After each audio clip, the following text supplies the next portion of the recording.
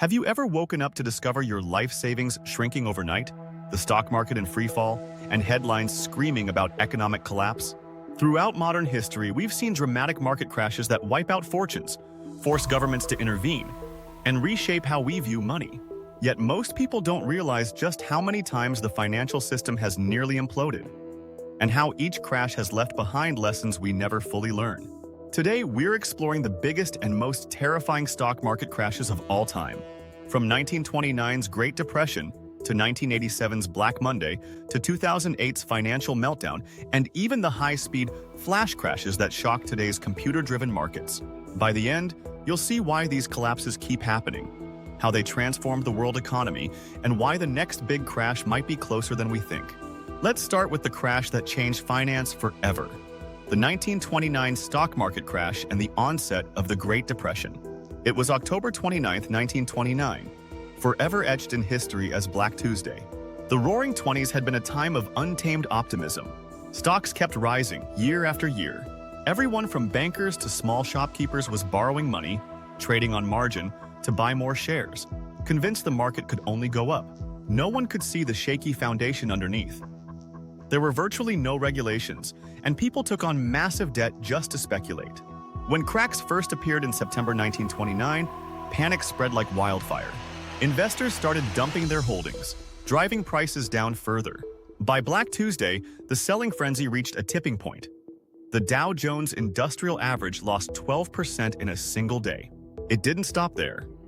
Over the next 3 years, the market plummeted 89% from its peak.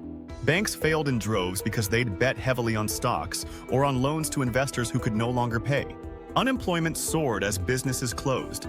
The Great Depression stretched on for over a decade, leading to breadlines and unprecedented poverty across the United States and beyond. It was a painful reminder that markets don't always rise, and that leverage can turn a small slide into a catastrophic wipeout. The 1929 crash also sparked conversations about government intervention. Could policies have prevented this chaos? Eventually, new laws and regulatory bodies emerged. Most importantly, the Securities and Exchange Commission, SEC, aimed at protecting investors and bringing order to the markets. But no amount of regulation can fully eliminate panic or greed, as we'd see decades later with Black Monday in 1987. Fast forward to October 19, 1987.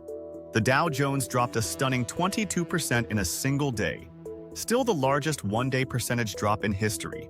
If the 1929 collapse was about unchecked speculation and debt, 1987 highlighted a new danger: computerized trading. Markets had climbed sharply in the mid-80s, creating an everything looks great vibe. But under the surface, valuations were outpacing earnings growth. When selling began, newly introduced computer programs triggered automatic sell orders. These trading algorithms intensified the panic, creating a chain reaction. Within hours, global markets were in free fall. Investors around the world watched news tickers as stocks plunged. Unlike in 1929, though, the Federal Reserve and other authorities responded swiftly.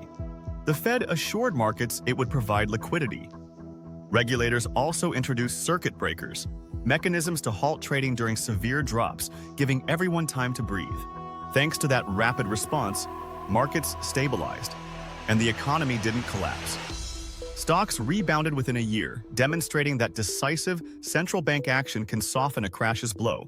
Yet the 1987 crash was a warning about algorithmic trading's power to amplify volatility, a warning that would echo in the coming decades. Now, let's jump to the 2008 financial crisis, often called the worst financial meltdown since the Great Depression. This time, the culprit wasn't just stocks, it was the housing market. Banks and lenders had pushed risky mortgages on people with shaky credit, then packaged those mortgages into complex financial products sold as safe investments. As home prices continued to rise, everyone assumed these mortgage-backed securities would pay off indefinitely.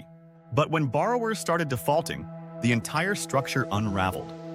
Lehman Brothers, one of the largest investment banks in the world, collapsed in September 2008, sending shockwaves across the globe. Within months, the stock market fell over 50%. Countless families lost their homes. Credit dried up for businesses, leading to layoffs and a worldwide recession. Governments intervened on a massive scale, bailing out banks with hundreds of billions of taxpayer dollars, while central banks slashed interest rates to near zero. Critics argued that reckless Wall Street practices went unpunished. Supporters claimed bailouts prevented a far worse depression. Regardless, trust in the financial system was shaken to its core. The 2008 crisis reminded us that risky debt can infect the entire global network, turning a local real estate bubble into a worldwide slump. It also showed that when megabanks teeter, governments often consider them too big to fail, unleashing major political and economic consequences. In the years after 2008, a wave of new regulations tried to prevent a repeat, from stricter capital requirements for banks to oversight of derivatives trading. But as always, human nature and market ingenuity find ways to circumvent old rules or take on new forms of risk. If the 2008 meltdown was about housing and hidden debt, the flash crash of 2010 introduced yet another threat. Instantaneous market swings driven by high-frequency trading. It happened on May 6, 2010. In a matter of minutes, the Dow Jones Industrial Average plummeted nearly 1,000 points, then rebounded almost as quickly. Investors watched in disbelief as some major stocks briefly traded for pennies, while others momentarily soared. Regulators struggled to piece together what had happened. The main suspect: computerized algorithms trading at lightning speed. Once certain triggers were hit, these algorithms dumped or bought shares, causing wild price swings most humans couldn't keep up with. Though the market recovered that day, the flash crash exposed the fragility of an increasingly automated stock market. If a few lines of code go awry, or if multiple algorithms react in unexpected ways, prices can spiral rapidly, independent of real-world news. This wasn't a massive global meltdown like 1929 or 2008, but it underscored how technology can both stabilize and destabilize markets faster than regulators can respond. Then came early 2020, when COVID-19 threw the world into chaos. Quarantines shut down economies, disrupted supply chains, and created unprecedented uncertainty. In March 2020, the stock market crashed at record speed, with the S&P 500 dropping 30% in about a month. Panic reigned. Would the entire global economy seize up? Could hospitals handle the health crisis? But this time, governments and central banks responded faster and more forcefully than ever. Trillions in fiscal stimulus, near-zero interest rates, and massive bond-buying sprees. Markets rebounded in a matter of months, even as real-world businesses struggled to survive lockdowns. The COVID-19 crash showed us that intervention can rescue markets nearly overnight, but it also introduced new long-term risks, like soaring inflation and skyrocketing government debt. Putting these crashes side by side reveals patterns.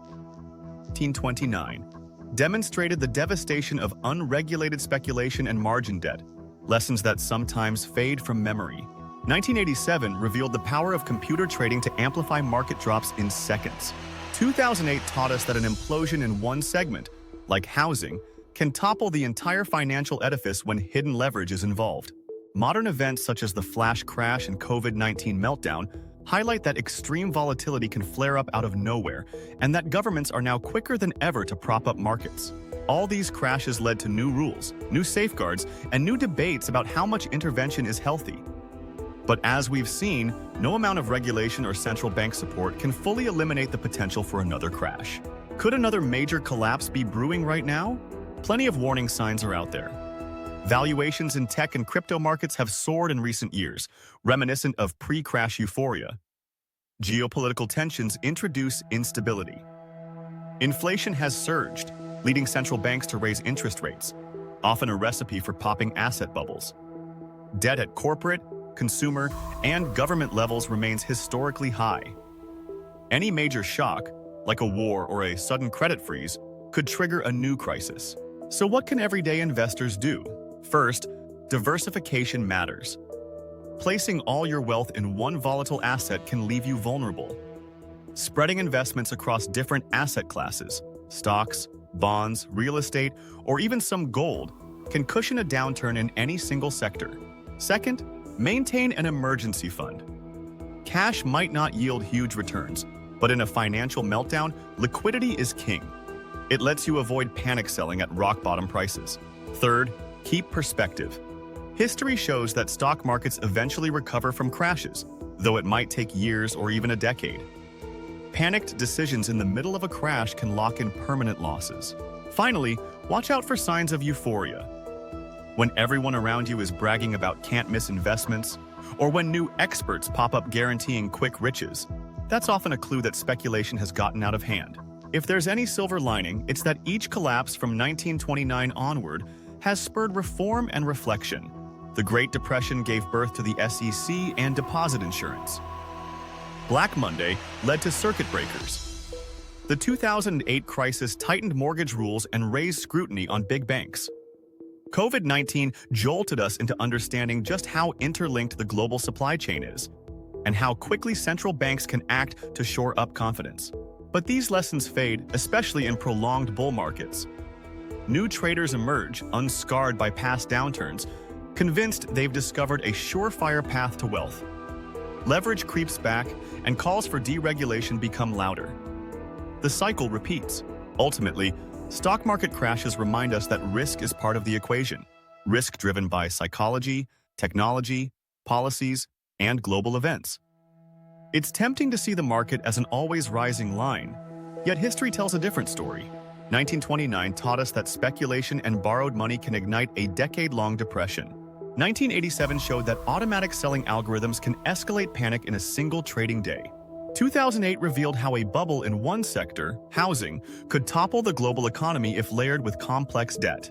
The flash crash and COVID-19 meltdown proved that modern markets can experience sudden, breathtaking freefalls, only to rebound if governments and central banks intervene forcefully.